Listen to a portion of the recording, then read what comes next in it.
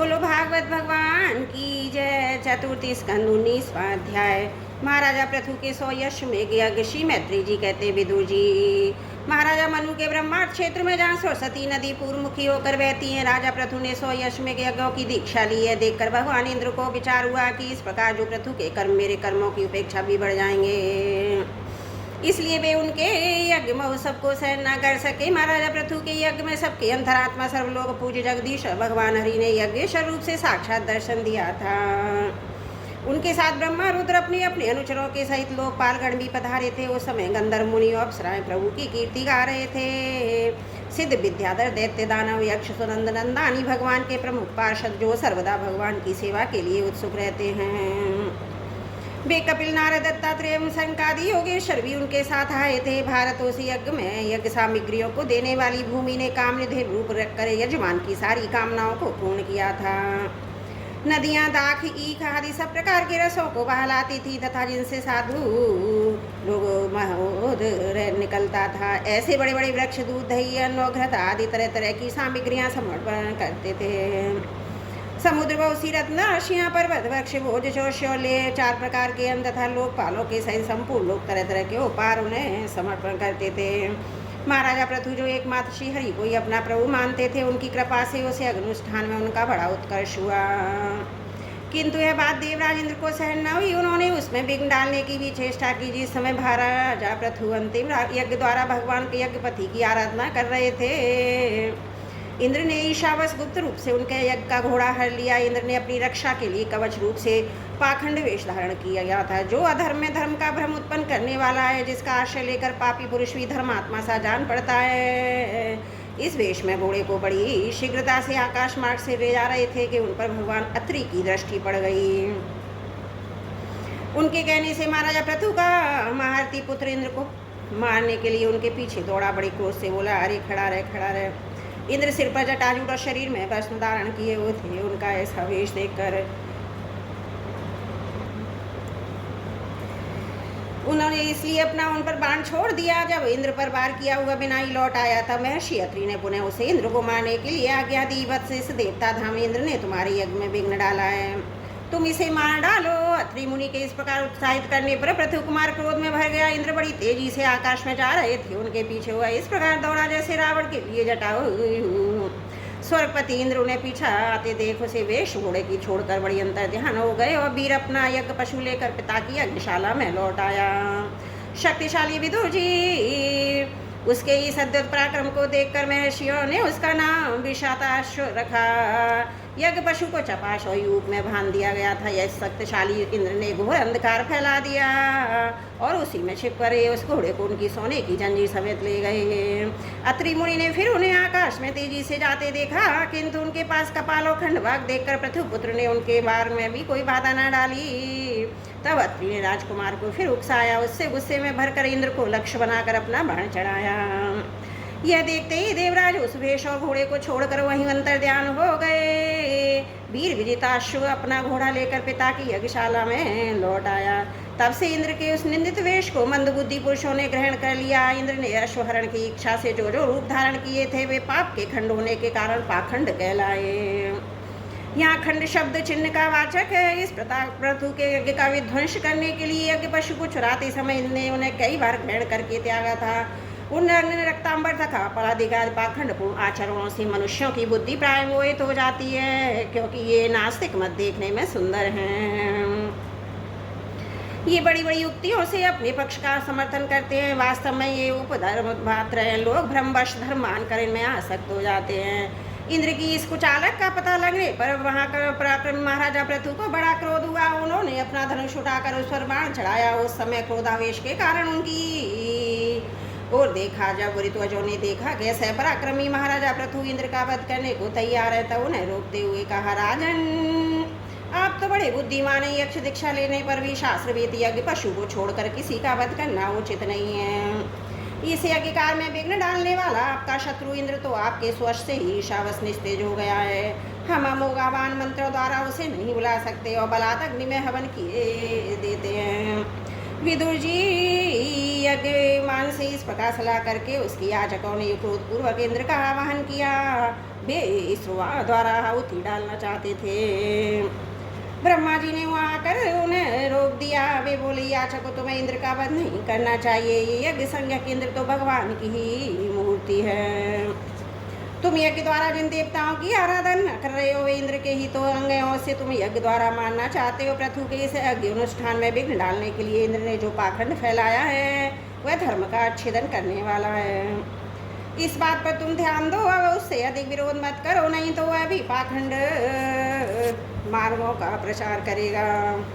अच्छा परम यशस्वी महाराजा पृथु के 99 ही यज्ञ रहने दो। फिर राजर्षि पृथु ने कहा, राजन अब तो मोक्ष धर्म के जानने वाले हैं, तो अब आपको इन यज्ञ अनुष्ठानों की आवश्यकता नहीं है।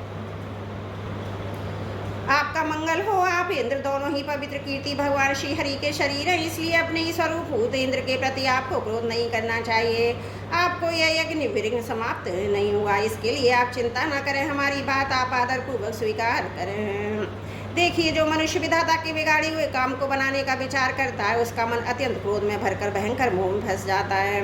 बस इस यज्ञ को बंद कीजिए, इसी के कारण इनके चलाए हुए पाखंड से धर्म का नाश हो रहा है, क्योंकि देवताओं में बड़ा दुराग्रह होता है।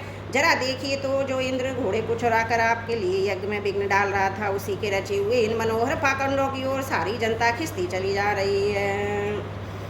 आप साक्षात विष्णु के अंश हैं। बेन के दुराचार से धर्म लुप्त हो रहा था। उस समय उचित धर्म की रक्षा के लिए ही आपने उसके शरीर से अवतार लिया है। अतः प्रजापालक पृथु जी, अपने इस अवतार का उद्देश्य विचार कर आप भृगु आदि विश्व रचयिता मुनीश्वरों को संकल्प पूर्ण कीजिए। यह प्रचंड पाखंड पथरूप इंद्र की माया धर्म की जननी है, आप इसे नष्ट कर डालिए।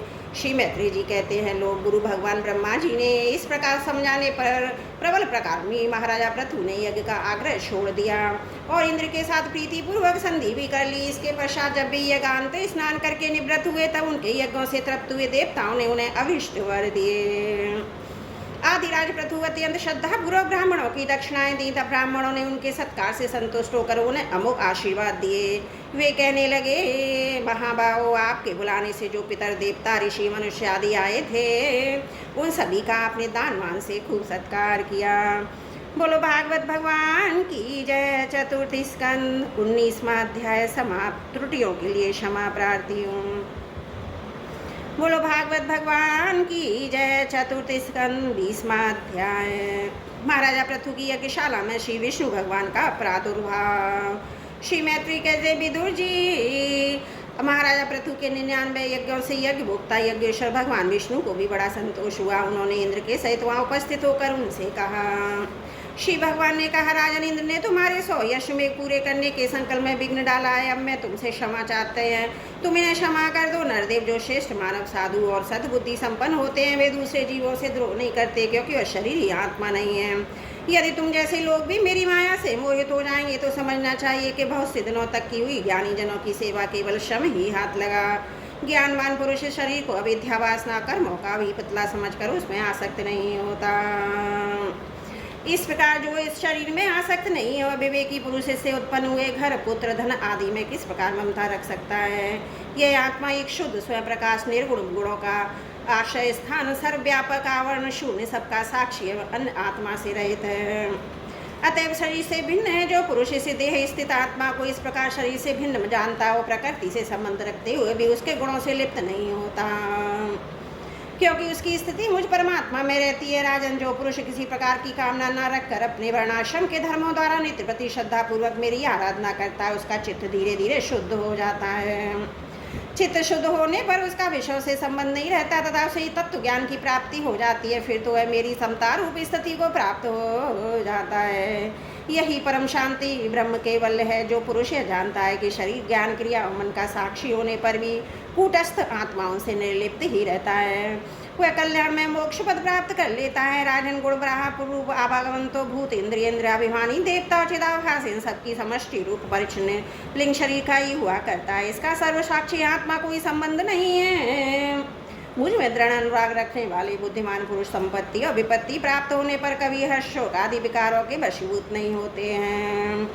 इसलिए वीरवर तुम उत्तम मध्यम अधम पुरुषों से समान भाव रखकर सुख दुख को भी एक न समझो और मन इंद्रियों को जीत कर मेरे ही द्वारा जुटाए हुए मंत्री आदि समस्त राज्य के पुरुषों की सहायता से संपूर्ण लोगों की रक्षा करो। राजा का कल्याण प्रजा पालन में ही है, इससे उसे परलोक में प्रजा के पुण्य का छठा भाग मिलता है। इसके विपरीत राजा प्रजा की रक्षा तो नहीं करता किंतु उससे कर वसूल कर जाता है। उसका सारा पुण्य प्रजा छीन लेती है और बदले में उसके प्रजा बाप का भागी होना पड़ता है। ऐसा विचार कर यदि तुम श्रेष्ठ ब्राह्मणों की सम्मति और परंपरा से प्राप्त हुए धर्म को ही मुख्यतः अपना लो, कहीं भी आसक्त ना होकर इस पृथ्वी का न्यायपूर्वक काल पालन करते रहो, लोग तुमसे प्रेम करेंगे और कुछ ही दिन में तुम्हें घर बैठे ही सनकादि सिद्धों के सर्व दर्शन होंगे। राजन, तुम्हारे गुणों ने अपने स्वभाव से मुझको वश में कर लिया है, अतः तुम्हें जो इच्छा हो मुझसे वर मांग लो। उन क्षमा आदि गुणों से रहित यज्ञ तप अथवा योग के द्वारा मुझको पाना सरल नहीं है। मैं तो उन्हीं के हृदय में रहता हूँ जिनके चित्त में समता रहती है। श्री मैत्रेय जी कहते हैं, विदुर जी, सर्वलोक गुरु श्री हरि के इस प्रकार कहने पर जगत जयी महाराजा पृथु ने उनकी आज्ञा शिरोधार्य की। देवराज इंद्र अपने कर्म से लज्जित होकर उनके चरणों पर गिरना ही चाहते थे कि राजा ने उन्हें प्रेम पूर्वक हृदय से लगा लिया और मनोमालिन्य निकाल दिया। फिर महाराजा पृथु ने विश्वात्मा भक्त वत्सल भगवान का पूजन किया और क्षण क्षण में उमड़ते हुए भक्तिभाव में निमग्न होकर प्रभु के चरण कमल पकड़ लिए। श्री हरि वहाँ से जाना था अच्छे थे, किंतु पृथु के प्रति जो उनका वात्सल्य भाव था उन्हें उसने रोक लिया। वे अपने कमल दल के समान नेत्रों से उनकी ओर देखते ही रह गए। वहाँ से जा ना सके आदिराज महाराजा पृथु भी नेत्रों और जल आने के कारण ना तो भगवान का दर्शन ही कर सके और ना कंठ गदगद हो जाने से कुछ बोल ही सके। उन्हें हृदय से आलिंगन कर पकड़े रहे, फिर हाथ जोड़े ज्यों के त्यों खड़े रह गए। प्रभु अपने चरण कमलों से पृथ्वी के स्पर्श किए खड़े थे। उनका कराग्र भाग गरुण जी के ऊंचे कंधे पर रखा हुआ था। महाराजा पृथु नेत्रों के आंसू पहुंचकर तृप्त दृष्टि से उनकी ओर देखते हुए इस प्रकार कहने लगे। महाराजा पृथु बोले, मोक्षपति प्रभु, आप वर देने वाले ब्रह्मादि देवताओं को भी वर देने में समर्थ है। कोई भी बुद्धिमान पुरुष आपसे दयाभिमानों के वर योग्य विषयों को कैसे मांग सकता है? वो तो नारकी जीवों को भी मिलते हैं, तब मैं इन तुच्छ विषयों को आपस में नहीं मांगता। मुझे तो उस मोक्ष पथ की भी इच्छा नहीं है जिसमें महापुरुषों के हृदय से उनके मुख द्वारा निकला हुआ आपके चरण कमलों का मकरंद नहीं है, जहाँ आपकी कीर्ति कथा सुनने का सुख नहीं मिलता। इसलिए मेरी यही प्रार्थना है कि आप मुझे 10,000 कान दे दीजिए जिनमें मैं आपके लीला गुणों को सुनता ही रहूं। पूर्ण कीर्ति प्रभु, आपके चरण कमल मकरंद रूपी अमृत कणों को लेकर महाराज पुरुष के मुख से जो वायु निकलती है उसी में इतनी शक्ति होती है। वह तत्व को भूले हुए इसके योगियों को पुनः तत्व ज्ञान करा देती है। अतः हमें दूसरे के वरों की कोई आवश्यकता नहीं है। उत्तम कीर्ति वाले प्रभु, सत्संग में आपके मंगल में सुहर्ष को देववश एक बार भी सुन लेने पर कोई परिशुद्धि पुरुष भले ही तृप्त हो जाए, गुणग्राही उसे कैसे छोड़ सकता है। सब प्रकार के पुरुषार्थों की सिद्धि के लिए स्वयं लक्ष्मी जी भी आपके सुहर्ष की सुनना चाहती हैं।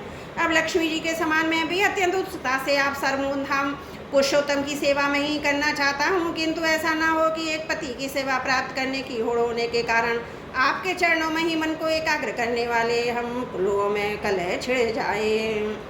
जगदीश्वर जगत जननी लक्ष्मी जी के हृदय में मेरे प्रति विरोध भाव होने की संभावना तो है ही है, क्योंकि जिस कार्य में उनका अनुराग है उसी के लिए मैं लालायित हूँ।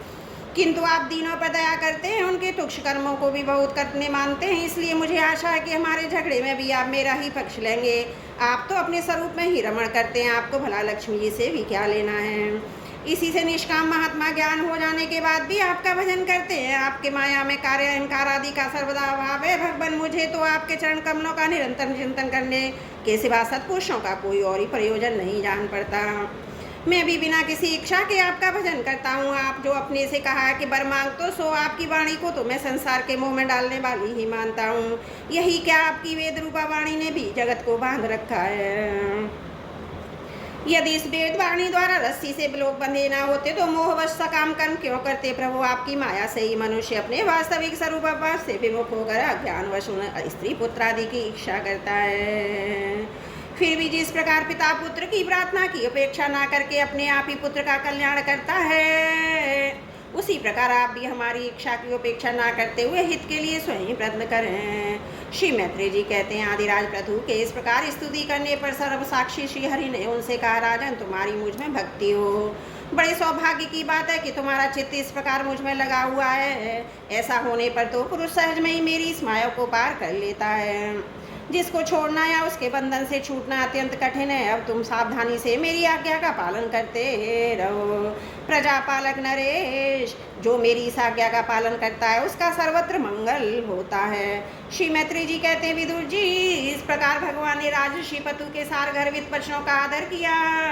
फिर पृथु ने उनकी पूजा की और प्रभु उन पर सब प्रकार कृपा कर वहाँ से चलने को तैयार हुए। महाराजा पृथु वहाँ से जो देवता, ऋषि, पितर, गंधर्व, सिद्ध, चारण, नाग, कन्नर, अप्सरा, मनुष्य और पक्षी आदि अनेक प्रकार के प्राणी भगवान के पार्षद आए थे। उन सभी का भगवत बुद्धि से भक्ति पूर्वक वाणी और धन के द्वारा हाथ जोड़कर पूजन किया। इसके बाद वो सब अपने अपने स्थानों को चले गए। भगवान अच्युत हुई राजा पृथु और उनके पुरोहितों का चित्त चुराते हुए अपने धाम को सिधारे। तदंतर अपना स्वरूप दिखाकर अंतर ध्यान हुए। अव्यक्त स्वरूप देवादिदेव भगवान को नमस्कार करके राजा पृथु भी अपनी राजधानी चले गए। बोलो भागवत भगवान की जय। चतुर्थ स्कंद 20वां अध्याय समाप्त। त्रुटियों के लिए क्षमा प्रार्थी हूँ।